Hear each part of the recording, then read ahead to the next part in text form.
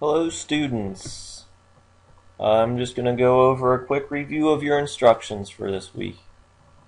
These slides should look familiar. We went over these on Monday after the pre-test. So let's take a look and a listen.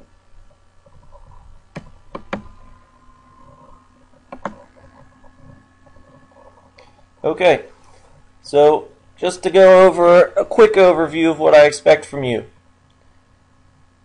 I already did the pre-test, talked to you guys about the results, and told you which path you should be on when you approach the Hyperbook.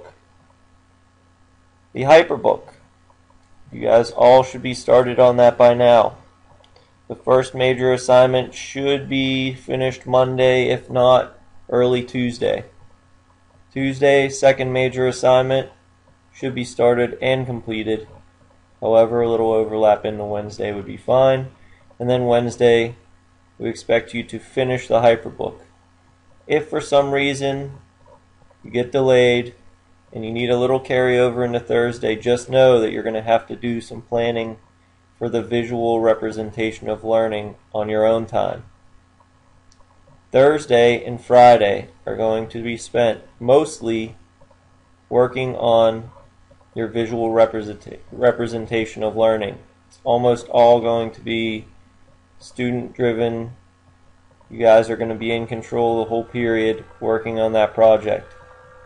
Remember, you're using Photoshop and creating a metaphorical image that represents a challenge you face, and you're only going to get really started on that in Photoshop after finishing the Hyperbook. However, you should be planning while you work on the Hyperbook. Hyperbook I just reviewed. We're not going to talk more in depth about that unless you have questions, then you come to me.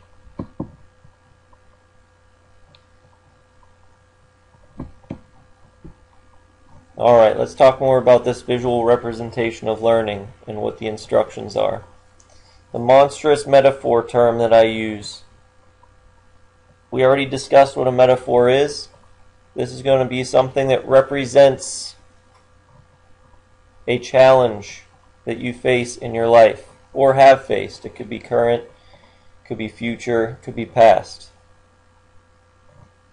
The reason it's called a monstrous metaphor is I want you to create a monster as the metaphor.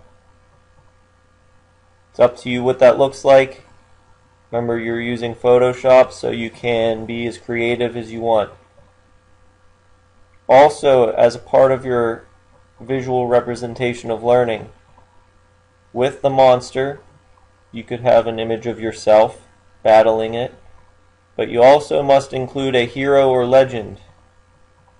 Could be from a story we read in class or another legend or myth, and you're going to have that hero or legend appear in your image and explain. You will be able to explain how they could help alleviate the challenge you're facing.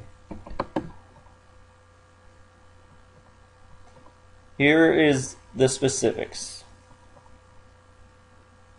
Your Photoshop project must include at least 4 special effects. If you want to exceed that, that's great. You must also include an original image. This could be one that you have at home and you bring in and we scan it, or it could be one that we take with the class digital camera.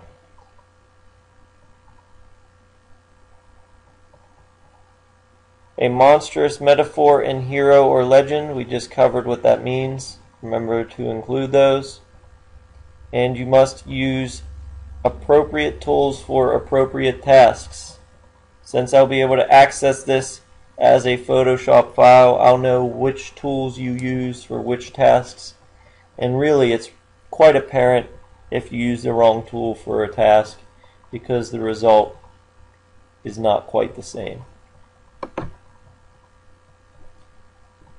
Additionally, if you check out the rubric that we're going to look at in a second here, you'll notice I want you to perform troubleshooting independently. I have this video and another video linked on YouTube. You could find those links on Edmodo.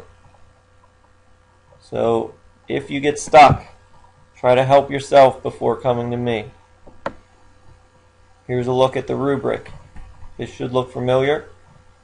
You all have access to this in Edmodo as well, and this video, so you can go back, look at the video, look at the rubric that way.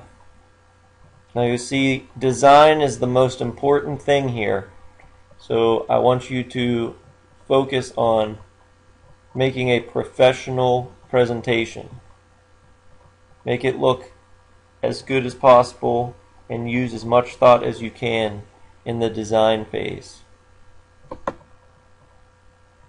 Like I said, you'll be brainstorming the first 3 days of this week before getting started, so make sure you guys work hard and produce a professional looking project.